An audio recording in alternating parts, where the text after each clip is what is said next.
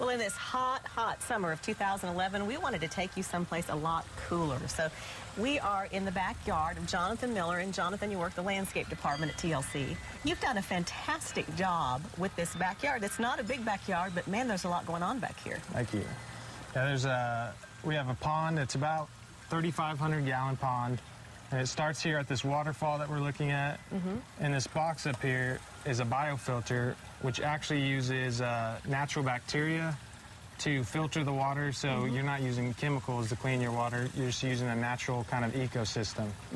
And then all the plants kind of supplement that natural ecosystem.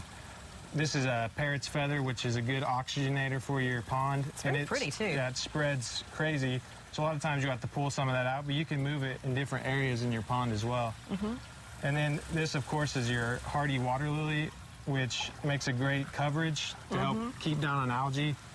Because it's recommended you have about 65 to 85% coverage of your water, just so you don't have a lot of algae growth. It shades the water and keeps it cooler for the fish. Okay, that's a good thing to keep in mind. Yeah, and I love the grasses and the reeds in the background. It's very soft and tropical. And this kind of just small creek takes the water, kind of gives some aeration for the pond, because you want a good aeration in your pond to give oxygen for the fish and for the plants. And in the pond, I just have this small creek, I have some more kind of bog plants, in which bog plants, they don't need as much water as the deeper plants like water lilies.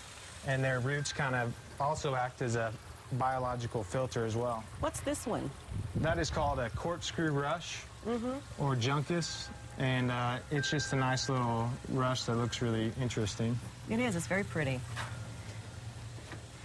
So we're going to go up over. You have this wonderful little bridge that walks across.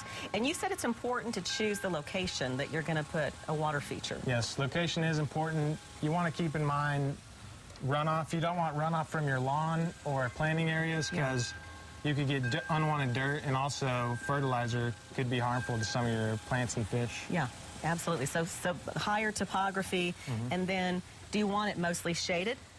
Actually, full sun is really better for a pond. Okay. Because most of the plants you see here thrive in full sun, and your plants are what are going to give your pond the shade.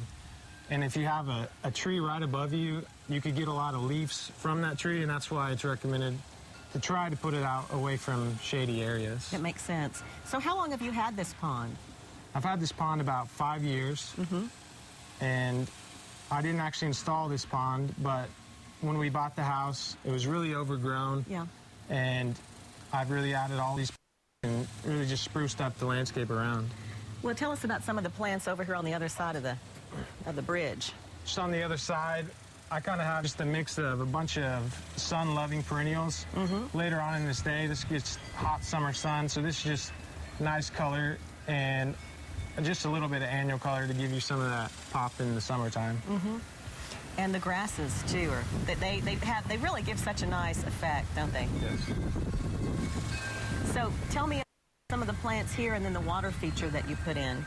This little water feature is actually a stock tank that's buried in the ground, and I have hardy, or these aren't hardy, these are a tropical plant, but they're a floating plant, and they'll spread like crazy, so occasionally I'll pull some out and put them in the larger pond as well.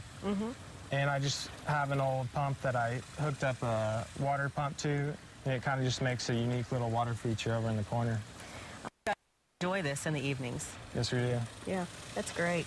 And then you have some fish here. Now, in the wintertime, you can see a lot of the fish over on this side.